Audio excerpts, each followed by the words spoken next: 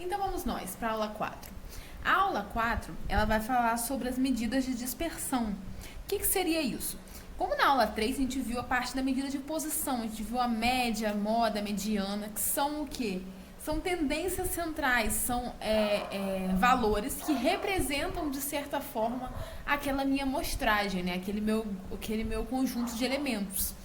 Só que, muitas vezes, a gente tem que parar para analisar, será que realmente a média, a moda e a mediana ela é suficiente para representar um grupo de elementos? Será que ela dá conta de representar todas as características de um grupo de elementos? Para ajudar a gente a analisar isso, vamos pensar na seguinte situação. Imagina que eu tenho duas turmas, tá? Eu tenho duas turmas de alunos e uma turma minha vai ser representada aqui, ó. Vamos botar com esse conjunto de pontos aqui. Essa é a minha primeira turma. Então, vamos lá aqui. 1, 2, 3, 4. Então, vamos lá. Eu tenho duas turmas, né? E vamos dizer que na minha primeira turma, que eu tenho um total de 19 alunos. Em ambas as turmas eu tenho um total de 19 alunos. E saiu a média da galera, entendeu? E minha média ela vai variar de 1 a 10. Digamos que são valores discretos, tá? Eu sei que média são valores geralmente contínuos, não tão contínuos, né? Na verdade, eles não aceitam tanta casas decimais assim, não. Mas são considerados contínuos. A gente pode tirar 9,8, 9,9, a gente não precisa tirar 9 ou 10. Mas digamos que para efeito aqui do nosso exemplo, a gente só pode tirar números inteiros. Então, ó, a minha turma 1 aconteceu o seguinte, 2 alunos da turma 1 tiraram 4 na média. Então, eu vou representar essa quantidade de alunos, deixa eu até botar mais juntinho, com pontos, assim, ó. Então, eu tenho 2 alunos que tiraram 4. Aí, dessa mesma turma 1, eu tive um total de 4 alunos que tiraram 5. Então, ó, 1, 2, 3, 4. Eu tinha que ter colocado mais junto. Ainda nessa turma, eu tenho um total de 7 alunos que tiraram 6. Então, ó, 1, 2, 3, 4, 5, 6, 7. Mais 4 alunos tiraram 7. Então, vamos lá. 1, 2, 3, 4. E mais 2 alunos tiraram 8. Tô pegando o exemplo da apostila, só pra gente conseguir entender melhor. Beleza, essa aqui é a minha turma 1. Já a minha turma 2 aconteceu o seguinte. Eu ainda tenho 19 alunos na turma 2. Na minha turma 2, 2 alunos meus tiraram 1 na média. Né? Não foi nem um pouco bem. 4 alunos meus tiraram 2 na média. 1, 2, 3, 4. Aí, novamente, 7 alunos tiraram 6 na média. 1, 2, 3, 4, 5, 6, 7. Mais 4 alunos tiraram 9. Então, ó, 1, 2, 3, 4. E mais 2 alunos tiraram 10. Pronto. Então, percebe que eu tenho uma forma de representar essas minhas, uma forma visual, né, de representar essas minhas duas turmas. Então, eu tenho, e perceba que a turma 1 e a turma 2, ela tem dados com características diferentes, certo? A gente pode perceber que é diferente. Ó, a turma 1, por exemplo, eu não tenho pessoas que tiraram nota 9, nota 10, 1, 2 e 3. Elas estão concentradas notas entre 4 e 8, né? Já a minha turma 2, ela teve valores muito, vamos dizer, discrepantes, né? Ela teve aluno que tirou 1 e aluno que tirou 10. Eles não estão muito centrais. Meus valores estão tendo uma discrepância grande. E aí, será que a média ou a moda ou a mediana, ela dá conta de representar, de fazer um valor numérico que represente esses dois conjuntos de dados? Será que ela consegue, só em um valor, exprimir, acho que não sei, expressar fica melhor, se for exprimir não tem como, não sei, mas expressar essa característica? Então vamos lá, Nesse desses dois conjuntos de dados aqui, o que a gente pode reparar é que a média, a moda e a mediana, elas são a mesma. Porque o que é a moda? A moda é o valor que mais se repete dentro de um conjunto de dados, né?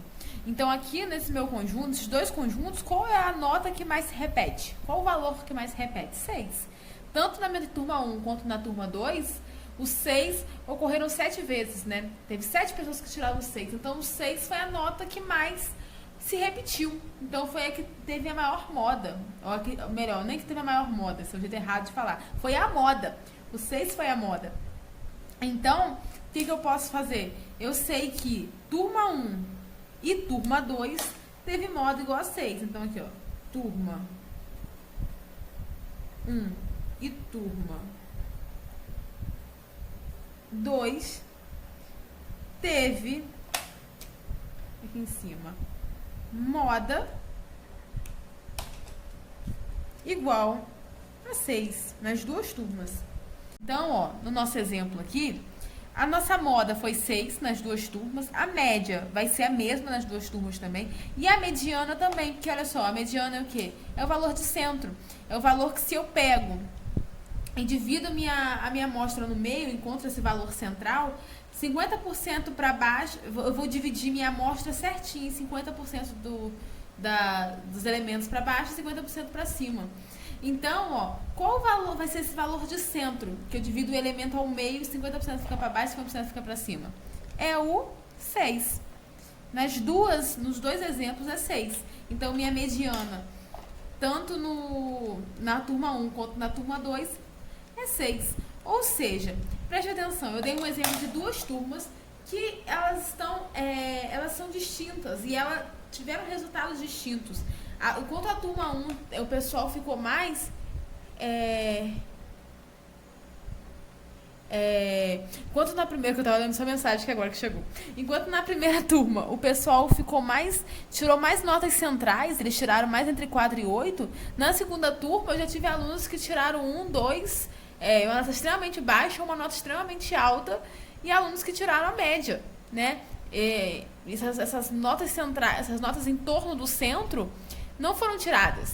Então, apesar de eu ter moda, média e medianas iguais nas duas turmas, isso não representa o que eu quero representar. Esses resultados, eles não, por si só, eles não carregam uma característica que represente suficiente essas duas turmas. É como se eu falasse que as duas turmas estão na mesma.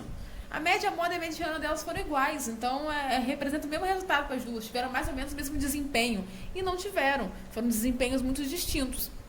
Ou seja, a média, moda e mediana, ela não dá conta de representar todas as características que a gente precisa representar em conjunto de dados. E para isso é que existe a medida de dispersão, a dispersão dos dados, que é uma maneira de a gente calcular o quanto esses dados podem ter dispersado, o quanto esses dados podem estar fora, vamos dizer assim, fora do valor desejado, fora do valor médio, do valor central. E aí a gente tem cálculos de dispersão, né, medidas de dispersão e maneiras de calcular isso. E a gente vai apresentar agora essas maneiras, essas medidas de dispersão. A primeira, eu acho que é a mais simples de todas, é a amplitude amostral.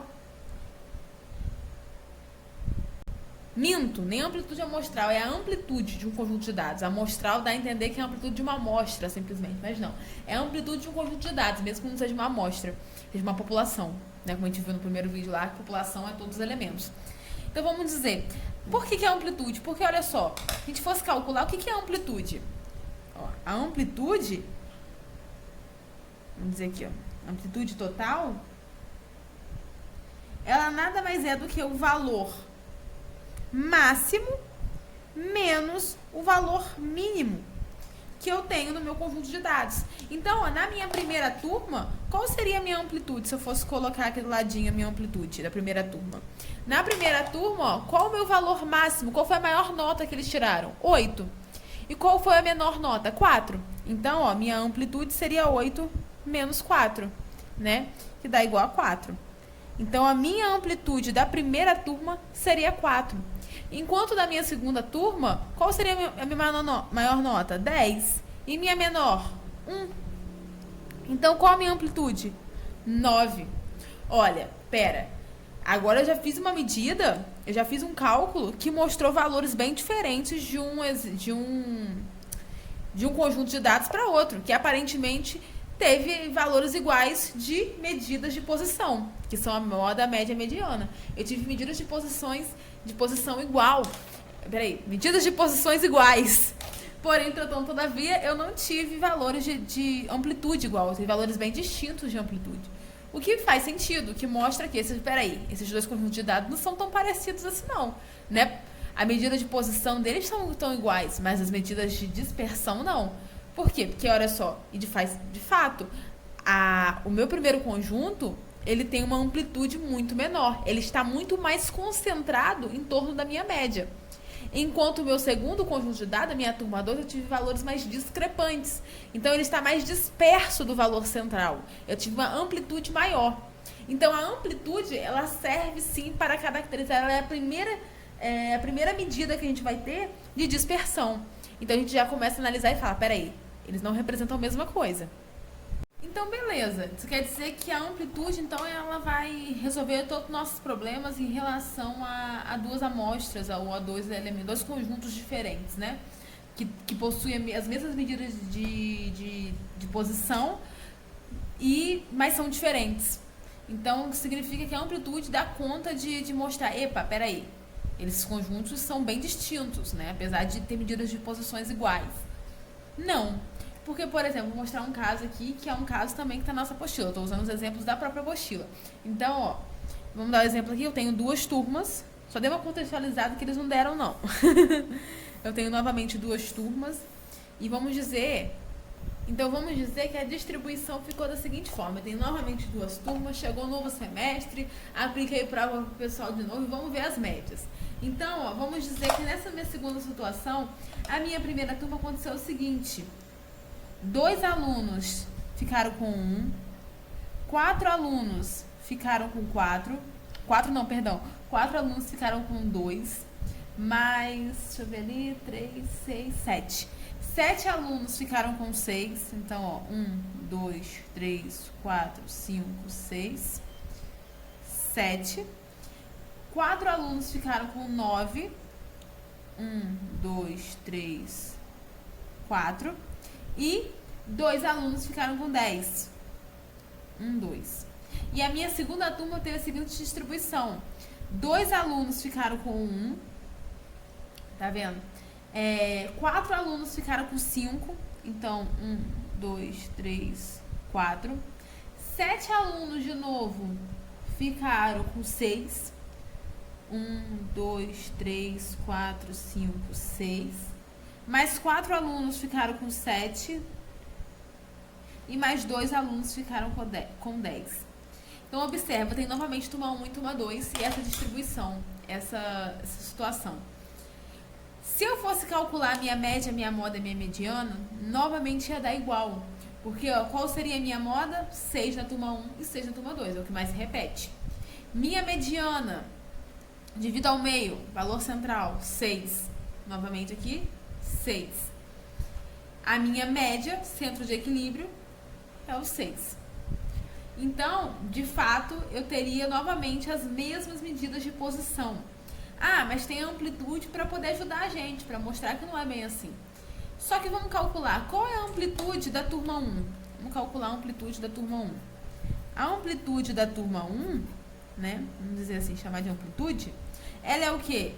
Ela é 10 menos 1, certo? Qual o valor máximo? 10. Qual o valor mínimo? 1. Então, a amplitude da turma 1 é 9. E a amplitude da turma 2? Qual é? Vai ser o valor máximo, que é 10, menos o valor mínimo, que é 1. Ou seja, agora, além de medidas de posição iguais, eu tenho uma medida de dispersão iguais. Ou melhor, medida de dispersão, isso mesmo, iguais. Ambas foram 9, a amplitude das duas foram 9. E agora, mas isso representa dados iguais? Não. Novamente, ó, agora minha primeira turma eu tive valores muito discrepantes. Eu tive uma grande maioria, que foi a moda, né? Que ficou na média. E fora isso, eu tive 2 mundos completamente distintos. O pessoal que foi muito mal e o pessoal que foi muito bem. certo? É uma galera considerável na média, e fora isso, ou você foi muito mal, ou você foi muito bem. Já que no meu segundo caso, minha segunda turma, olha o que acontece, eu só tenho 2 de cada lado aqui. Eles estão nos extremos, né? Teve pessoal que foi muito mal e pessoal que foi muito bem. Só que eles são minoria, eles são poucos. Em contrapartida, o pessoal que ficou em torno da média, em valores bem próximos à média, foi muito mais gente, né? Tipo, uma frequência muito maior em torno da média. Tiraram 5, 6, 7. Então, são características muito diferentes. E a amplitude é a mesma. E aí, como é que a gente faz para resolver esse problema? Ou seja, aqui que a gente viu que a amplitude sozinha não dá conta de expressar as características de dispersão que 2 conjuntos ou mais conjuntos podem ter, né? Ela não dá conta de mostrar as nuances que acontecem dentro do mundo aqui. Então, a gente precisa lançar mão de outras ferramentas, né? Outras medidas de dispersão. E a próxima que a gente vai ver vai ser o desvio em torno da média. Então, o que a gente vai fazer? Uma forma da gente analisar é a gente calcular qual foi o desvio, para a gente poder visualizar, de cada uma das notas em relação à média. Então, ó, vamos pensar nessa situação aqui, da primeira turma, pelo menos. Vamos analisar a situação da primeira turma, só para a gente ter um exemplo. A nossa primeira turma aqui, ó, eu tive aluno que tirou 1, 2, 3, qual era a nossa média? Lembra que a gente calculou a média? Ó, a média, qual vai ser o valor da média? A gente chama de x, né? X toisinha. Qual vai ser o nosso valor da média? Então, ó, eu tive 2 alunos que tiraram 1, então seria 1 mais 1, então eu vou botar 2 vezes 1 para facilitar a nossa vida, para fazer menos repetições. Então, eu tive 4 alunos que tiraram 2, então mais 4 alunos que tiraram 2, mais eu tive 7 alunos que tiraram 6, mais 4 alunos que tiraram 9 e mais 2 alunos que tiraram 10. Tá vendo? E isso aqui vai ser dividido pela quantidade de alunos que eu tenho, que se eu não me engano é 19. Deixa eu contar. 1, 2, 3, 4, 5, 6, 7, 8, 9, 10, 11, 12, 13, 14, 15, 16, 17, 18, 19. Isso mesmo, 19. Então, vamos calcular essa média, qual vai ser. Vamos que vamos. Calma aí, dá um pause. Eles têm tempo para dar pause. Então, fazendo o cálculo aqui, deu aproximadamente 5,69. Vamos dizer que a média deu aproximadamente isso daqui. Como que eu faria para calcular os desvios das notas em relação à minha média? Eu sei que a minha média é 5,69. Então, o que eu faria? Eu calcularia separadamente cada um dos meus desvios. Então, ó, eu vou fazer desvio 1, que vai ser o desvio de quem tirou 1, a nota 1, tá? Então, o desvio de quem tirou a nota 1 vai ser o quê? Nada mais é do que a nota que eu tirei menos a média. Então, quanto foi que a pessoa tirou aqui? Ela tirou 1. Qual é a média? 5,69. Então, calculando, vai dar igual a menos 4,69. Esse é o primeiro desvio. Então, ele desviou menos 4,69, né? Em relação à média. Então, ele tirou 4,69 a menos do que ele deveria ter tirado. Quando ele tirou 1, ele deveria ter tirado 5 e pouco, quase 6. Ele tirou a menos. Tá? Então, é o seguinte, só a fim da gente facilitar as contas, vamos considerar que a média é 6, tá? Mas só para facilitar mesmo, só para a gente poder conseguir visualizar melhor. Então, vamos refazer isso daqui. Então, ó, o primeiro desvio seria o quê? Ele tirou 1 e ele tinha que tirar 6. Então, 1 menos 6, primeiro desvio, menos 5. Então, aqueles que tiraram 1 na média, teve um desvio, vamos dizer, aqueles que tiraram 1 na prova, teve um desvio de menos 5 em relação à média.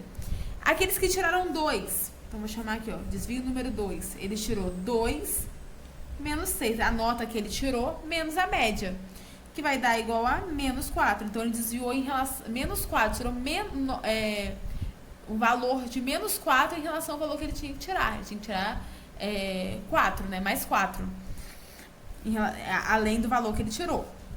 Então, aqui, ó, desvio 3, vamos considerar quem tirou 6.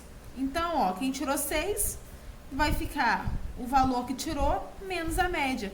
Ou seja, quem tirou 6 não desviou da média. Tirou exatamente a média. Então deu 0. O desvio foi 0. Ele não desviou da nota que ele tinha que ter tirado. Aí vamos lá. Quem tirou 9? Desvio 4 aqui. O desvio 4, ele é o quê? Ele é 9, a nota que a pessoa tirou, menos a média. Ou seja, dá 3, vamos dizer, mais 3. Essa pessoa desviou 3 pontos para mais em relação à média. E por último, desvio 5 é quem tirou 10, não é isso? Sim, são as pessoas que tiraram 10. Então vai ser 10 menos 6.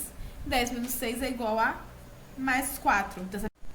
Tá, e para que eu tenho esses desvios todos?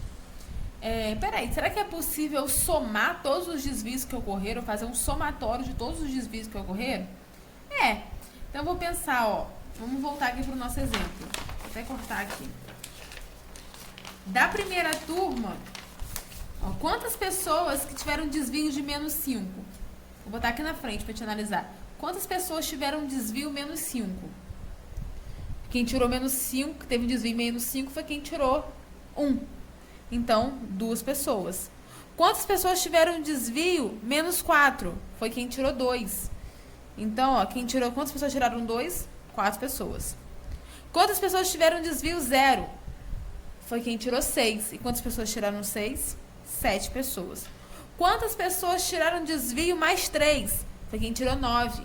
Então, foram 4 pessoas. E quantas pessoas tiraram desvio mais 4? Foram 2 pessoas. Foi quem tirou 10. Então, 2. Beleza. Vamos calcular o somatório disso? Então, vamos lá. Vamos calcular o somatório de desvio. O que vai ser o somatório de desvio? Vai ser, ó, o desvio menos 5, que aconteceu 2 vezes, mais o desvio menos 4. Então, vou deixar assim até.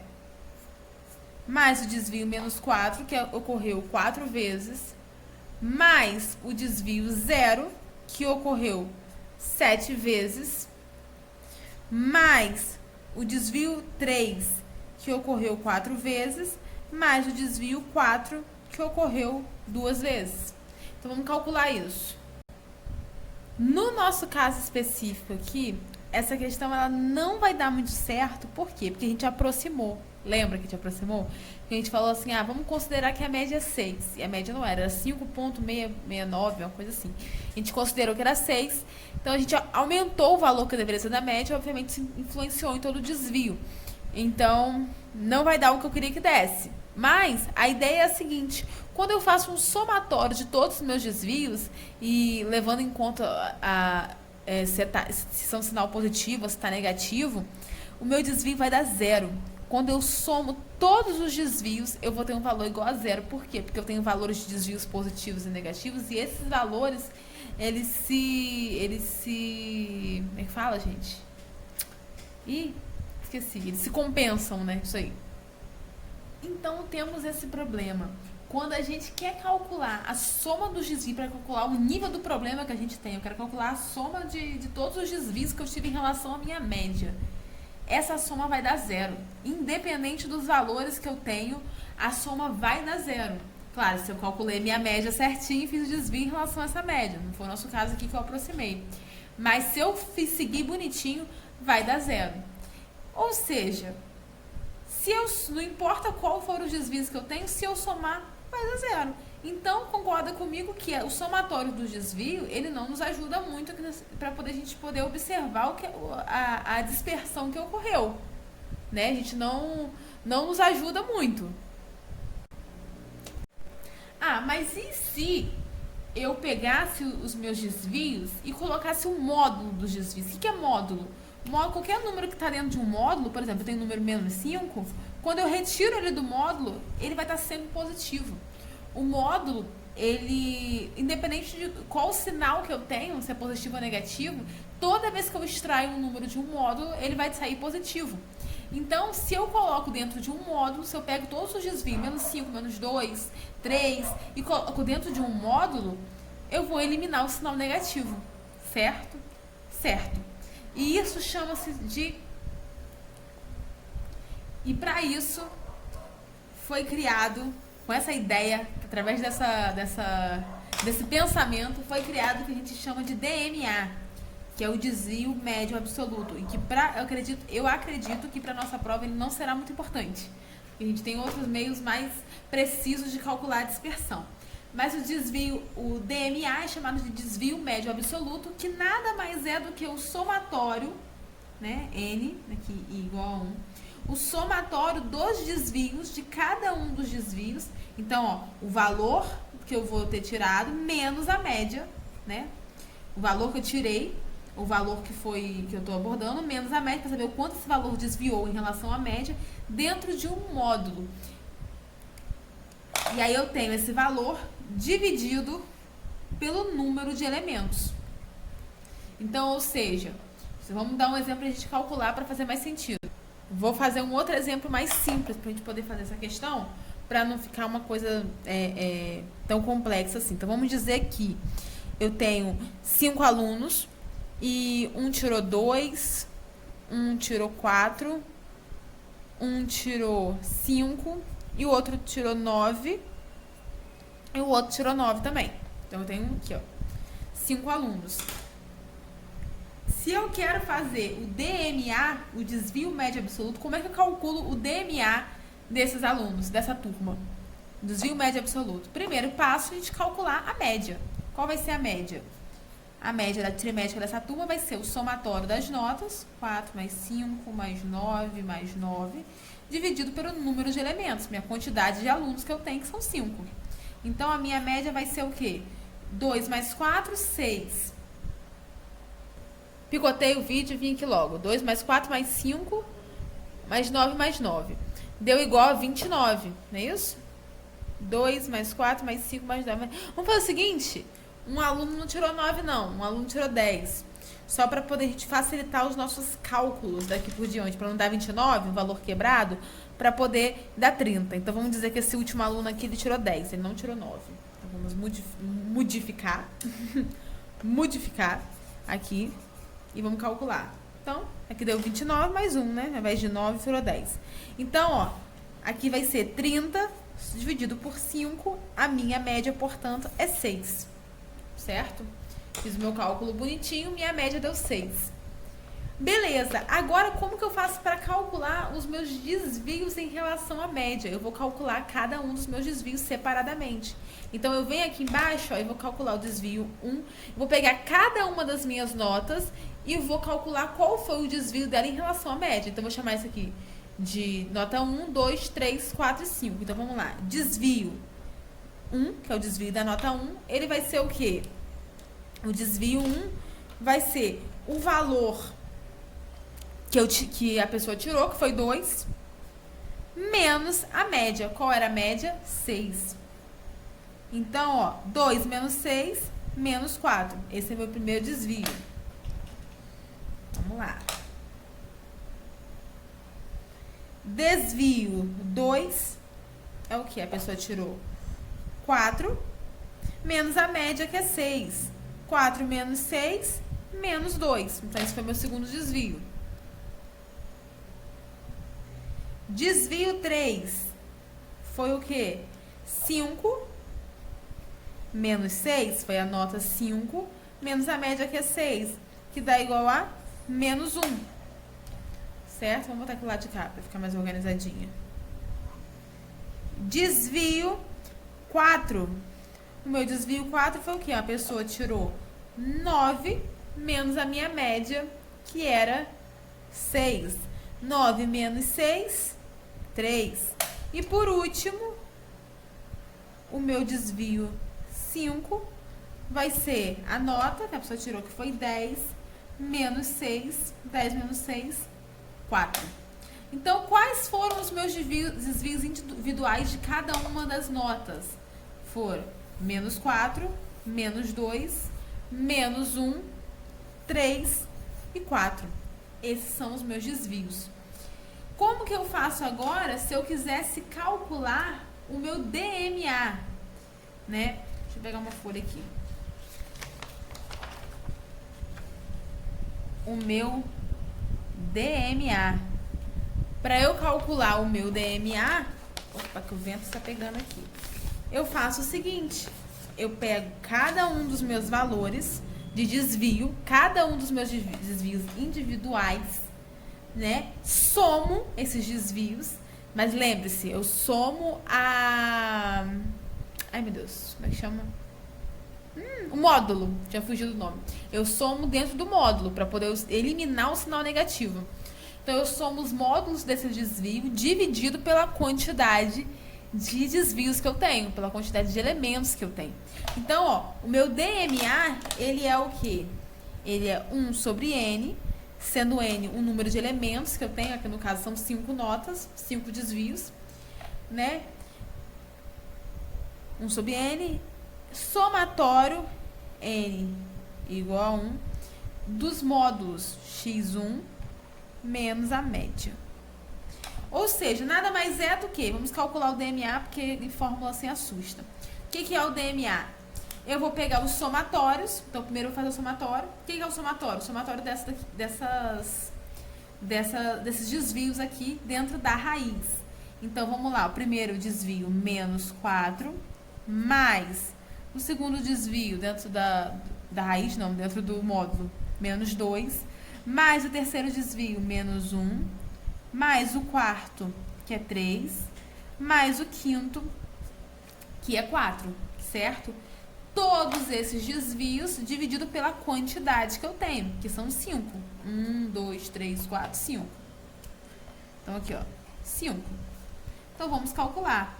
Tudo que tiver dentro do módulo vai sair sem o sinal negativo, vai sair positivo. Então, menos 4 vira 4, mais menos 2 vira 2, mais menos 1 vira 1, 3 continua 3 e 4 continua 4. Isso aqui tudo dividido por 5. Opa, ficou um 5 feio aqui. Então, vamos lá. 4 mais 2, 6, mais 1, 7, mais 3, 10, mais 4, 14, não é isso? 4, 6, 7, 8, 9, 10, 11, 12, 13, 14. 14 dividido por 5. Então, ó, o meu DMA, ele vai ser o quê? 14 dividido por 5, 2,8. Então, o valor que representa, o valor absoluto, que representa o meu desvio médio absoluto, ele é 2,8. Ele é um valor de desvio. Ele é um valor que, se eu fosse olhar na tabela, eu vou analisar o meu conjunto de dados. Digamos que eu tenha analisado 2 turmas. Se eu fizesse a mesma coisa nas 2 turmas. Se essa minha turma tirou 2,8, a minha outra turma, quando eu calculei o DMA, tirou 5,6, quem teve um desvio maior? Quem desviou mais em relação à média? A minha turma, que tirou 5 e pouco. Então, é uma medida de análise da dispersão dos dados, tá? Porém, entretanto, todavia, temos um problema. O que acontece? A gente pensa assim, então o DMA, ele já é uma fórmula, ele já é uma medida de dispersão que exprime, de novo um problema aí, não é exprime, né, gente? Eu não tô conseguindo pegar a palavra. O suficiente, ela consegue mostrar o suficiente o quanto os meus dados foram discrepantes ou quantos meus dados desviaram em relação ao valor central. Ela exprime o suficiente isso. Não, porque a gente tem um problema. E esse problema, eu acho que não vale a pena entrar a fundo. Então, é meio que acreditar. Mas eu te mostro. Ele tem um pequeno problema. Quando eu pego os meus valores de desvio e eu coloco em módulo, eu transformo ele, né, em uma função modular, em uma função módulo. E a função módulo, ela não é diferenciável no ponto zero. O que é isso? Não vou te explicar. Mentira. Porque, na verdade, isso é uma matéria de cálculo. Então, acho que não vale a pena a gente entrar a fundo. Nem tem como, né? Porque é um assunto mais avançado. Então, assim, ó, se eu tenho... basicamente, ela não... Vamos dizer assim, ela não vai existir no ponto zero. Vamos só dizer assim, a função modular. Mas não é isso, não. Ela não é diferenciável no ponto zero. Então... Vamos pensar dessa forma. Então, o que acontece? O que acontece é que a gente tem um problema. Um problema que não é tão visível se você não conhece essa área de cálculo, né? Porque a matemática está tudo englobado. A gente separa as matérias por conteúdos, por caixinhas, mas na verdade é tudo uma coisa só.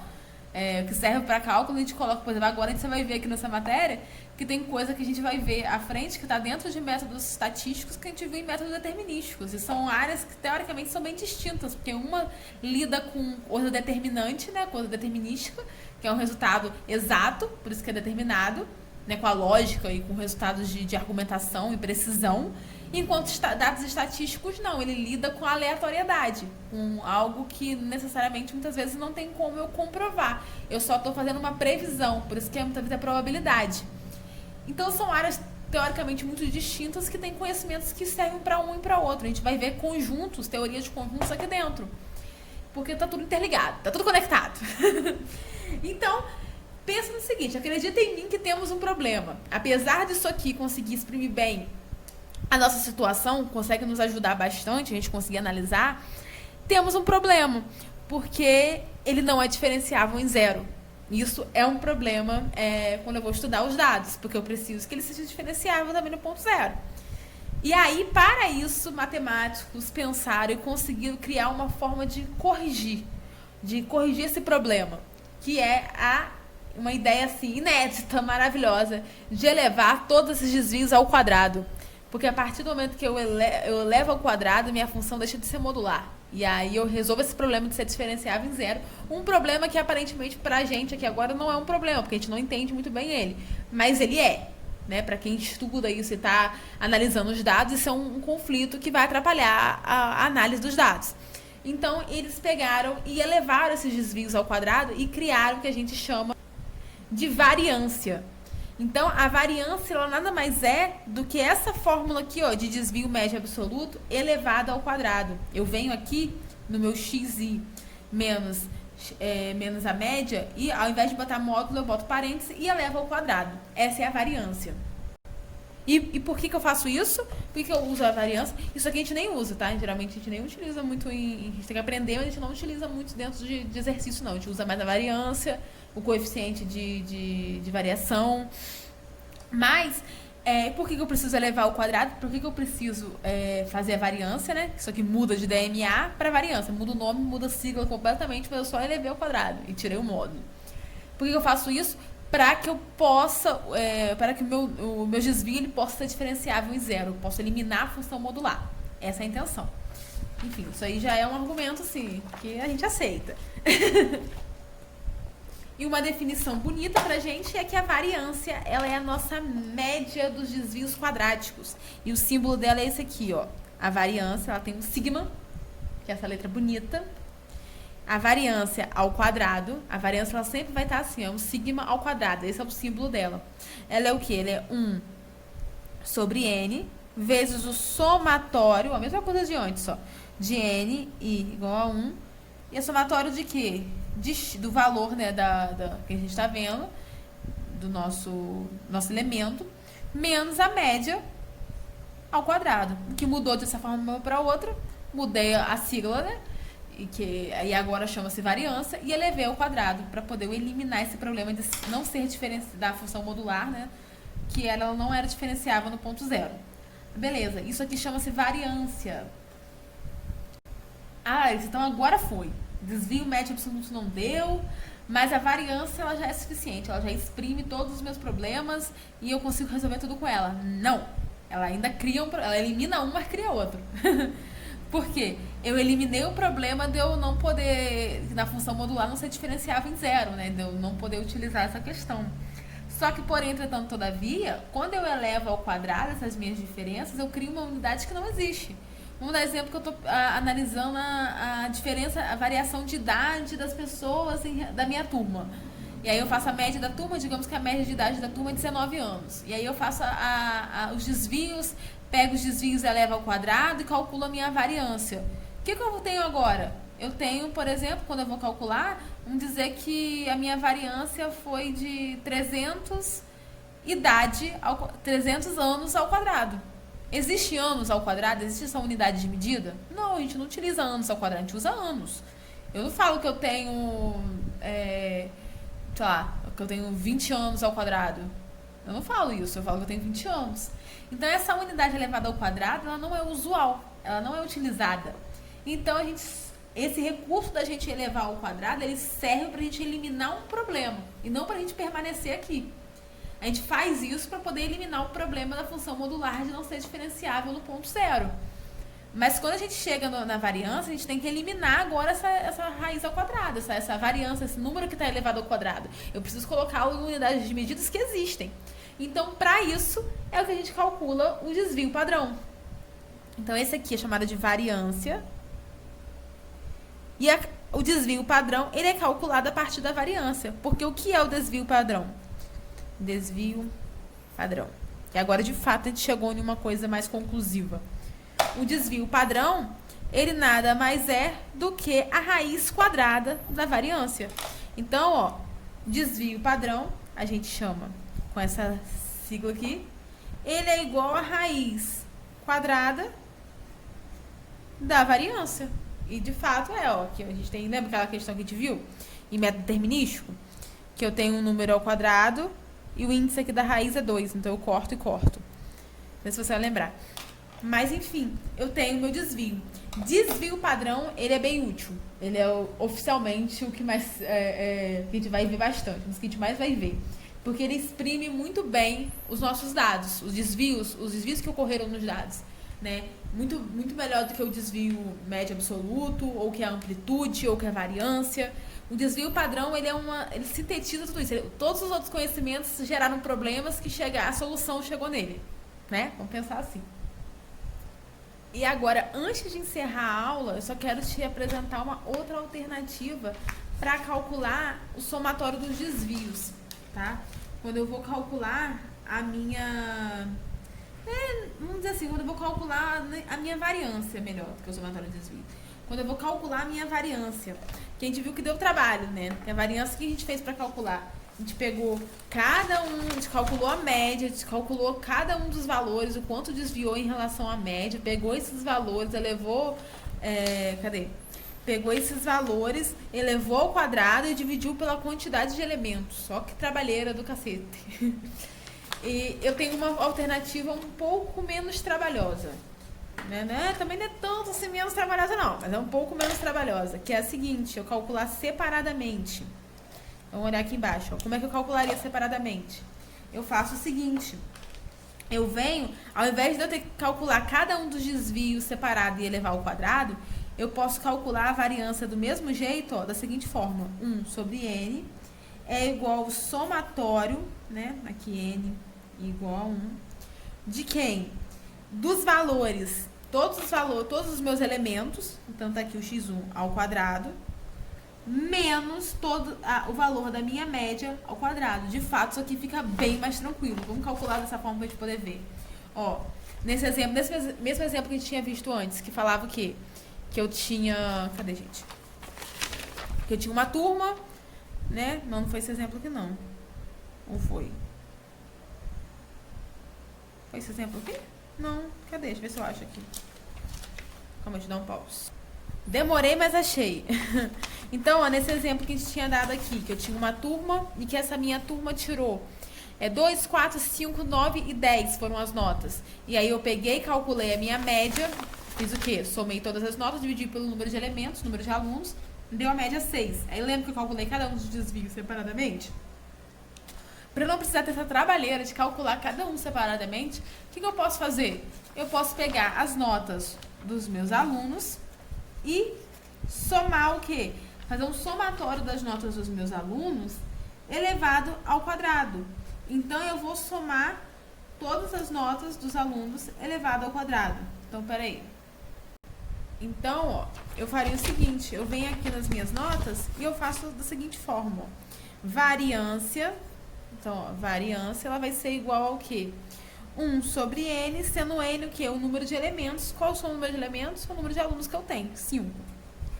E aí, aqui eu vou abrir o meu somatório. O primeiro somatório que eu tenho aqui, ele é dos valores que eu tenho, né? Os valores das notas ao quadrado. Então, eu pego 2 ao quadrado, mais 4 ao quadrado, mais 5 ao quadrado, mais 9 ao quadrado, mais 10 ao quadrado. E eu faço o quê? Eu subtraio esses valores pela média elevada ao quadrado. A gente já tinha calculado que a média era 6. Então, eu venho aqui, ó, 6 ao quadrado. E eu acho que é uma alternativa mais simples. Por incrível que pareça, eu utilizava a outra. Eu não conhecia essa aqui. Eu conhecia essa alternativa do CDERJ, olha só que legal. E eu achei bem mais prático, bem mais rápido de fazer. E tem que dar o mesmo resultado. Vamos lá, hora da verdade. Calma aí. Ô, meu Deus, tá voando tudo aqui. Hora da verdade. Então, vamos lá. Vou pegar aqui primeiro esses valores aqui, ó. 2 ao quadrado, mais 4 ao quadrado, mais 5 ao quadrado, mais 9 ao quadrado, mais 10 ao quadrado. Deu 226. Esses valores menos 6 ao quadrado. 6 ao quadrado é igual a 36. Então, menos 36, deu 190, dividido por 5. Deu quanto? 38. Minha variância deu 38. No outro eu não cheguei a calcular minha variância, né? Mas eu vou calcular agora. Então, aqui, ó, deu 38. No outro, a nossa variância vai dar 38, que é o mesmo valor, né? Se eu fizesse pela outra fórmula. E encerramos a aula 4. Olha só.